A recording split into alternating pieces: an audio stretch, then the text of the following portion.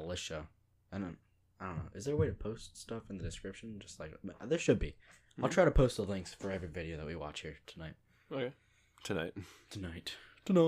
Anyway, she goes from talking about what a well-regulated militia is in the context of the now, over to what they can do to stop the people from getting a gun. So, I actually do like this question because what she asked was, what's your definition of a well-regulated militia? And I think what she's trying to get at is, should we revisit how the Second Amendment is either phrased or written? I mean, I don't know.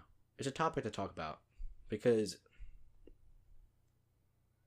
I don't know. I feel like it could be a possible threat to the Second Amendment if we try to change it anyway, but also at the same time, it's been like a couple hundred years.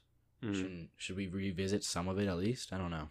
I would say so, because if you think about it, when our laws were made, they were made way back in a different time, a different society, essentially. And as much as they are important and we should, uphold them as much as possible, our life is a lot different from what it is now to what it is then. And so maybe it is time to change something, although from what you also have to think about it, though. The reasons they were put in place is to make sure that the government will never get too powerful. And if it does, the people keep that in check. Mm-hmm. So if our guns are taken away from us, because whatever is revisited because of how it's ever phrased, and if we can go back, what if there's a time in the future where it is revisited but in the wrong way? Yeah. And every gun right is taken and every right is taken away, and we're not the America we want it to be. Yeah. That is the question. If we are able to open up to be able to rewrite how it is phrased or how it is written, how will we rewrite? Yeah. You know what I mean? I know what you mean. It's just, I don't think it's something that we are going to be able to answer here on this podcast, or it's probably going to take many years, and if not many years, maybe it will never be answered. But it really just depends on either the person or the group of people to decide, whether we should change something, and if we are to change it, what would we change it to? Who decides that, though?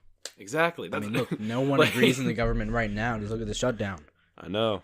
We're not exactly in the greatest spot in terms of agreement amongst people. I mean, I don't think everyone should agree.